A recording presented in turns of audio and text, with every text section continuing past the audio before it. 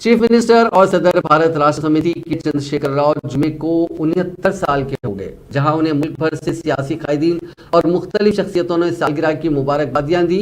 सबसे पहले वज़ीर आज़म नरेंद्र मोदी ने चंद्रशेखर राव को सालगिरह की मुबारकबाद दी और एक ट्वीट करते हुए चीफ मिनिस्टर की दराज़ी उम्र और बेहतर सेहत के लिए नेक ख्वाहिशात वाबस्ता की। हुकूमत तेलंगाना के साथ मुख्तलिफ मसाइल पर मुबैना अख्तलाफात के दरमियान गवर्नर डॉक्टर तमिलिसाई सौंदरराजन ने भी जुम्मे को एक ट्वीट करते हुए केसीआर को सालगिरह की मुबारकबाद दी। चीफ मिनिस्टर को मुबारकबाद देने वाले दूसरे बीजेपी वाले कायदीन में बीजेपी के कायदीन मरकजी वुज़रा नितिन गडकरी, एसवाई नायक राव साहेब पाटिल दानवी के अलावा चीफ मिनिस्टर आसाम हेमंत बिस्वा शर्मा भी शामिल हैं। सियासी वाबस्तगियों को बालाए ताक रखते हुए दूसरी जमातों से ताल्लुक रखने वाले कायदीन ने भी सालगिरह की मुबारकबादियां दी। उनमें मुल्क के दूसरे इलाकों के कायदीन भी शामिल हैं।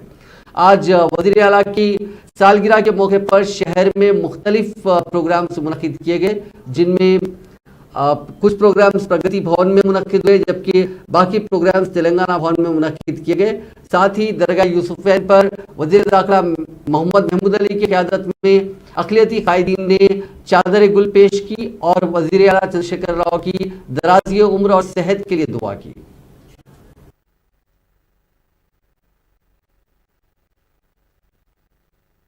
వీళ్ళందరూ కూడా చూస్తా ఉన్నారు. అయితే నిన్న నిర్మలా సీతారామన్ గారు మాట్లాడుతూ ఉన్నారు, 5 ట్రిలియన్స్ ని మీరు జోక్ కింద చేయొద్దు అని చెప్తా ఉన్నారు. అసలు కేంద్ర ప్రభుత్వమే ఒక జోక్ కింద మారిపోయింది.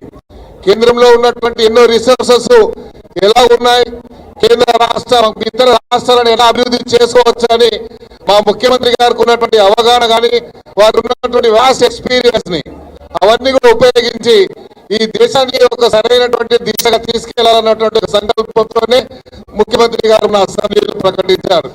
ఈ రోజు మీరు చెప్తా ఉన్నారు 3 లక్షల కోట్లు అప్పు చేశారని. మీరేం చేశారో చెప్పండి. మేము 3 లక్షల కోట్లు అప్పు చేస్తే ఈ రాష్ట్రంలో అభివృద్ధి జరిగింది, ఈ రాష్ట్రం ఒక బంగారు తెలంగాణగా అయింది. కానీ మీరు చేసినటువంటి